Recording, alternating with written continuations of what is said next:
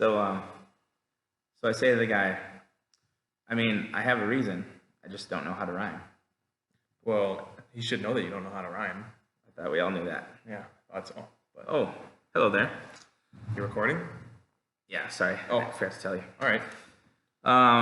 Welcome to our next installment of Something Like a Sermon. I am here in a place called Fall Hall Glen near Black River Falls, Wisconsin, and I'm in my favorite place in all the world. We're in a place called the Great Hall, which is in the middle of about 400 acres, yeah. about 400 acres of beautiful forest. And on the side of Fall Hall Glen is a place called WCYC, Wisconsin Christian Youth Camp. And I've been spending some time here for the last couple of days. I'm here with my good friend Patrick, who is the caretaker operations manager of WCYC. So it's been good to hang out with him. And we'd like to have a spiritual conversation, dialogue today on parts of Philippians chapter 3 and Philippians chapter 4. Now, Patrick, for those of you who don't know him, Patrick has been described in many ways, and Patrick is many things. But I think to give you an idea of who he is, probably the best description I've ever heard of him, made by a good friend of ours. Yes.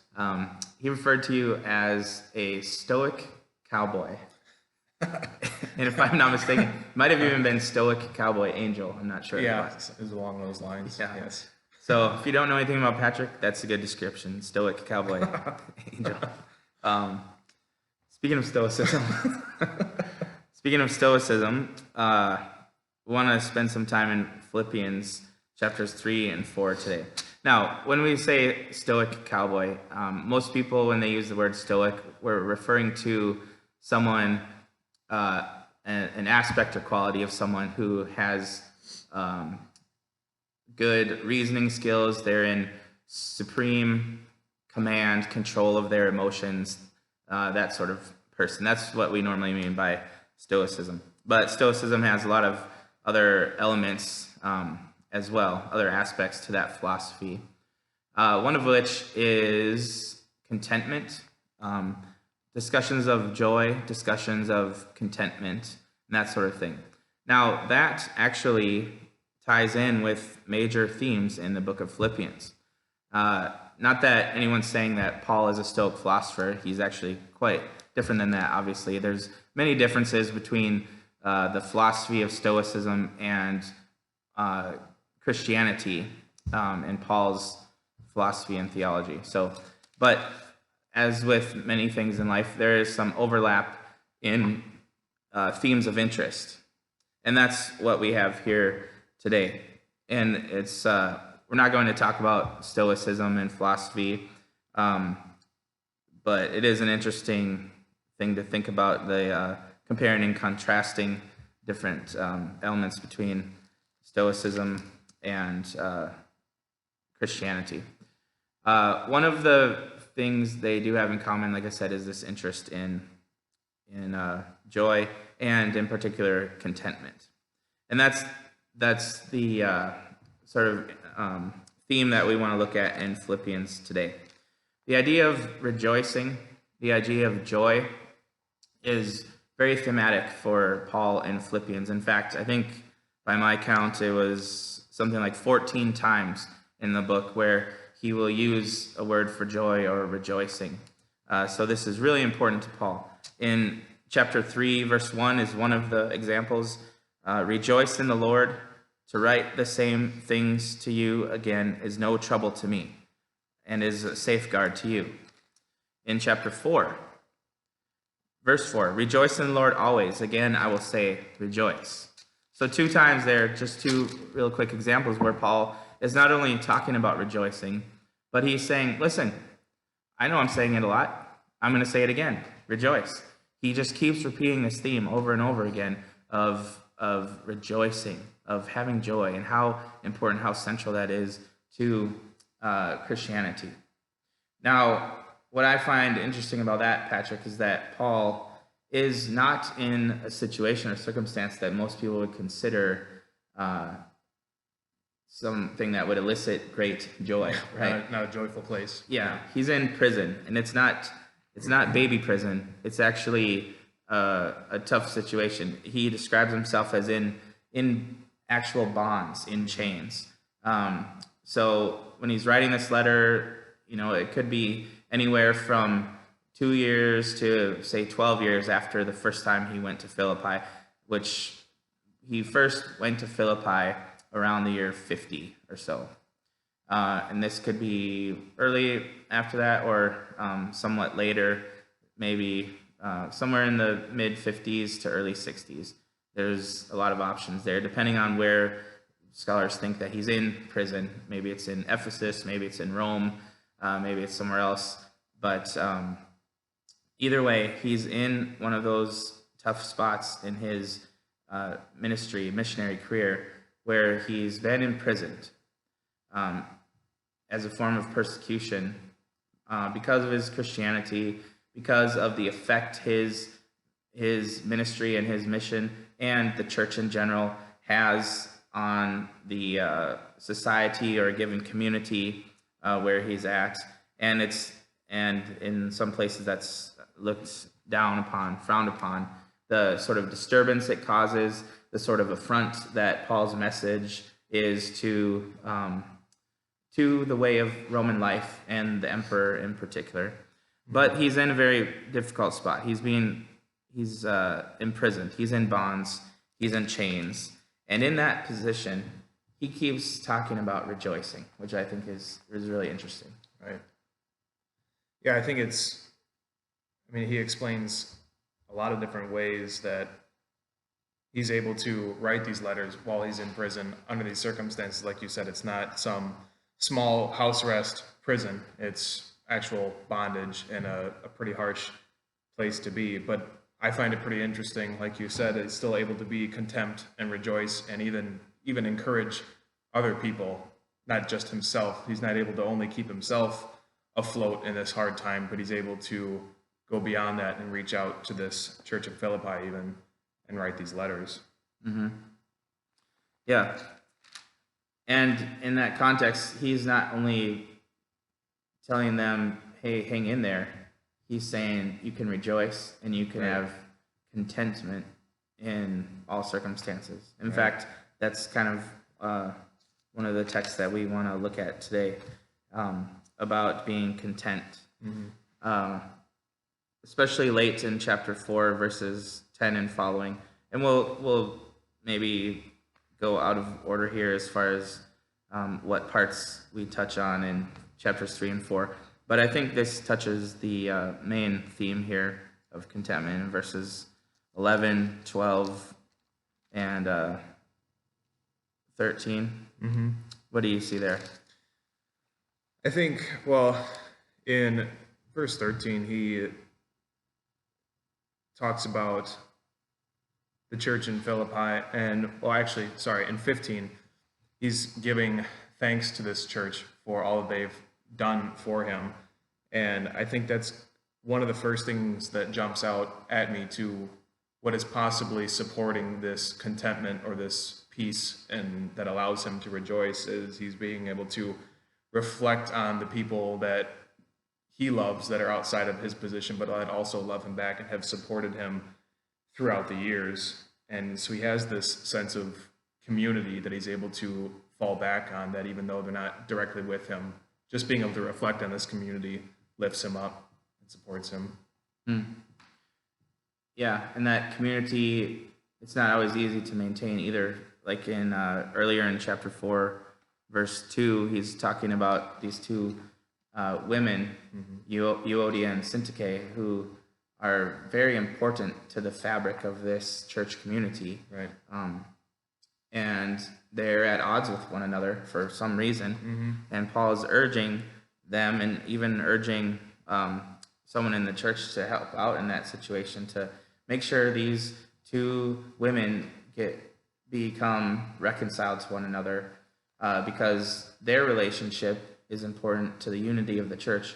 And the unity of the church is so important to all aspects of our life, of our testimony, but in particular in this case, even to contentment.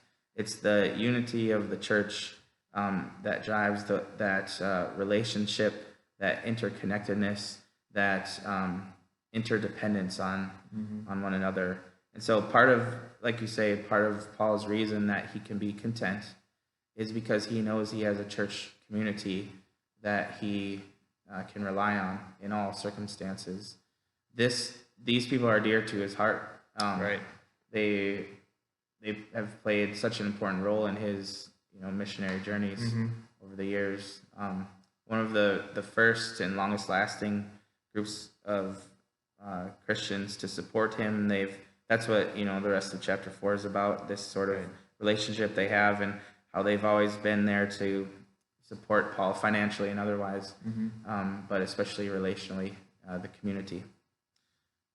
So yeah, that's a great point. Community is important for contentment, and if we're wanting to experience that peace and contentment that Paul has, a big factor there is our church family, our church community. Right.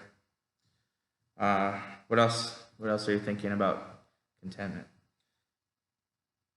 I think the biggest thing that jumps out to me also is in verse 6, when Paul says, "Do not worry about anything, but in everything by prayer and supplication." And then later he talks about, in verse 13, like you said before, "I can do all things through him who strengthens me." So there's something about this strength that he doesn't need anything material. He doesn't need, maybe not necessarily doesn't need, but he can't even rely on his own self to get through these things. But there's some sort of strength that he's getting from God that's allowing him to do this. Yeah, I think that's a great point. Verse 11, "Not that I speak from want, but I have learned to be content in whatever circumstances I'm in. I know how to get along with humble means. I also know how to live in prosperity. In any and every circumstance, I've learned the secret of being filled and of going hungry, both of having abundance and suffering need. I can do all things through him," or in him, "who strengthens me." Right. So yeah, that's such a powerful text, a text that is featuring the power of Christ. So Right. that's I like to, when I read that, I kind of like to interpret it as well as, rather than saying I can do all things through Christ or through him, it says who strengthens me. Maybe the way I interpret it would be more of I can overcome all things. For me, it brings it back to more of a situational, spiritual circumstance that I can rely on that strength for, that Paul is relying on that strength for. Because if you took it literally and said, I can do all things through him who strengthens me, he probably wouldn't be in prison. He would probably be wherever else. He'd use that strength to get himself out of prison. right, or use it to like win a gold medal in the Olympics or something. Exactly. Yeah. Jump over a building or something. Yeah. It's not talking about I can do all things and have superpowers. It's like I can do all situations. Yeah, exactly. Whether difficult or easy, because of the power, the strength that comes from Christ. Right. Yeah. I think that power is a driving force in Paul's theology and in the message of Philippians as well. He's already been talking about the power of Christ earlier in the text. Back in chapter 3, verse 10, there's so much we could talk about here, but I'll just read that, which is actually in the middle of a sentence. But he says, "That I may know him and the power of his resurrection and the fellowship of his sufferings, being conformed to his death, in order that I may attain to the resurrection from the dead." And he goes on to say, not that I have already attained it, but I press on towards that goal. Right. Anyway, it's that power.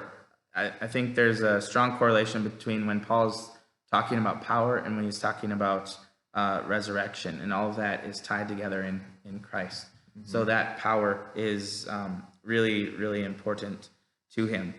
And that resurrection theme is a central driving force for his his idea of contentment. Now, in chapter 3, it's interesting, I think, that earlier in the chapter, he spends some time talking about things that he might have boasted about in the past. Right. Who he was, where he came from, what his education was, what his status was in his community. And he says, that used to be the source of my contentment, of my joy. That used to be even the source of his pride or boasting, or it might have been. But he goes on to say, but all that stuff, all those things that used to be like a source of contentment, I consider that what my translation says is rubbish. Yeah. I think that's a very safe and proper way to translate the word, but Yeah, I think so. But it's a pretty strong word, and he counts it as rubbish. Why? Because there is something that he has found that surpasses all of those worldly ways that we try to build up our source of peace and contentment through status or through accomplishments or through whatever the opinion and approval of others, whatever those things might have been for Paul. Now it's all just in Christ and the power of Christ, even to be found in the fellowship of the sufferings of Christ, because it is no longer about the past. He doesn't have contentment based on past status or accomplishment. What he's done, his actions, and it's about the future resurrection and the present power of Christ working and bringing him towards that future state of resurrection. So his contentment isn't found in past things or even present trivial circumstances or situational things, but in the rock solid foundation of the power of Christ and his resurrection and Paul's own and our own in the future. Right. It really even makes a statement to that in verse 13 of chapter 3, where Paul says, I do not consider that I have made it my own, but this one thing I do, forgetting what lies behind and straining forward towards what lies ahead.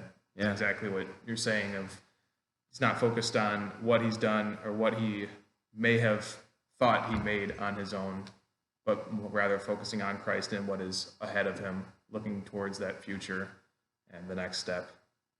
Yep. Yeah, really good. So what do we have here? The secret to contentment for Paul has to do with that power that we're talking about there, power and resurrection, and focusing on the future rather than gaining contentment in the past. We've been talking about that strength and power that comes from Jesus himself, that we just saw in verse 13 and verse 11. We talked about contentment that comes from community, that's rooted in the community and relationships in a church family. And I think there might be at least one more here in verses 8 and following, 6 through 8, 6 through 9. I really have chapter 4. Yeah. I think there's a lot to see there. What are your reflections on that text? Maybe I'll just read it real quick. It says, Sure, yeah. Be anxious for nothing, but in everything by prayer and supplication, with thanksgiving, let your requests be made known to God. And the peace of God, which surpasses all comprehension, will guard your hearts and your minds in Christ Jesus. So there's something important about guarding the heart and the mind here. And then he comes to verse 8. Finally, brethren, whatever is true, whatever is honorable, whatever is right, whatever is pure, whatever is lovely, whatever is of good repute, if there is any excellence, if there is anything worthy of praise, dwell on these things.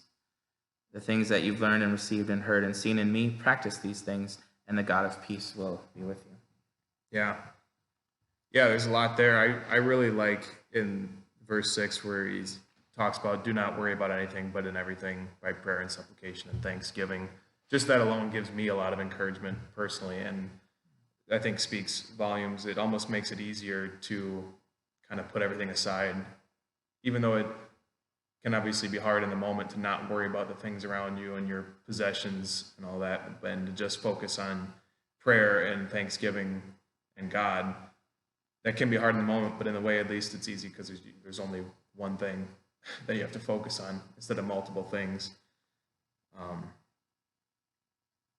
Yeah, it kind of ties into what we were talking about. What the things that Paul used to have as the foundation or basis for his contentment or joy. I think we struggle with that just as much as any humans have in any part of our history. Like, it's so easy to base our level of content on transient things like our health, like our possessions, like the opinions of other people's opinions of me. Yeah. My contentment, my joy is going to go up and down based upon how healthy I am, how much possessions or money I have, or whether people have a high opinion of me or low opinion of me or some, and social media doesn't help in that situation. Right. It's like basically this fake machine of contentment meter, Yeah, exactly. And we base our contentment based on, people's responses to, whatever we write or post or whatever. That's not a good method or foundation for contentment, right, as far as the Bible and Paul and Christianity is concerned. But there's an alternative here. Yeah, at first glance, I kind of think of exactly what you said with that social media, that contentment meter, or just all the possessions, all the things around us, worrying about what people think of us and how that affects our well-being and our contentment. Part of me at first glance thinks that maybe that is what we are supposed to be guarding our hearts and minds against. What do you think that verse means necessarily at the end of verse 7? Yeah, he starts it with the peace of God that surpasses our comprehension. That is what guards our hearts and minds in Christ. So first of all, the heart and the mind are worthy of being guarded. Right. It's important. So an unguarded mind, an unguarded heart is susceptible to falling prey to this worldly system of the roller coaster of contentment. Right. And that is not a state of peace, which is his point. There is no peace in letting your contentment be determined by the factors and situations around you and the people around you. Right. That's a horrible existence. Yeah, it's just stressful and confusing, for a better word, or for lack of a better word. It just takes up so much of your energy worrying about all this. Yeah. But what is the solution? To guard your heart and your mind, to have that peace that's so intertwined with this contentment we're talking about, is what verse 8 is about. This is about what do I think about? What do I meditate on? What do I focus on in my life during the day? And Paul says, here are the things that you should dwell on, to meditate on. Things that are true, honorable, right, pure, lovely, things of good repute, things that are excellent, things that are worthy of praise. So that if I can figure out a way to do that, rather than have my mind be focused on and controlled by things that produce anxiety, right? Verse 6, be anxious for nothing. Well, how do you do that? That's easy to write. Yeah. But how do we do that? Well, part of the solution is about what is occupying our mind. Now, I've said in the past that this doesn't come easy for me. I struggle a lot with anxiety, and I know that a big part of that system is about what is cycling through your mind. And I'm not going to talk for an hour about that, but if you can get to a place where you're focusing on, meditating on things that are true and honorable and right and pure, excellent, praiseworthy, that sort of thing, that goes a long way towards not only not experiencing anxiety, but experiencing peace and and contentment. Right. I think it's easy, like you said, it's easy to write that, do not be anxious. And it's easy to write that we should be paying attention to these things and not being anxious. But it is more difficult to do in the real world, in real time. And I think everyone goes through that phase of spiritual highs and lows. I think, we don't need to talk about that forever, but it's almost this secret to contentment. We're kind of given an outline of what this contentment consists of, but not necessarily how to get there. And I think it starts with focusing on these few things here and not being anxious, but then also kind of beginning again every day, or shortening that span of time where you fall to the wayside away from it. Yeah. And that's the question, how to get there. Right. And maybe there's not like a step-by-step solution in here, but these like 4 categories or aspects, I think is part of that. Mm-hmm. But ultimately, I think what we see is that the road to contentment, whatever the steps are, however you get there, it is found in the power and person of Christ. Yeah. And as long as you're walking that road with him, you're on your way, or have maybe even already arrived at a place of contentment and peace, so that whatever else is happening around me, good or bad, there is that peace, that contentment and joy, because you found the most important thing, right, which is Christ. Exactly. Yeah. Well, I think that was a great conversation. Appreciate your time, Patrick. Yeah, I appreciate you having me. All right. Blessings to you on this Lord's Day.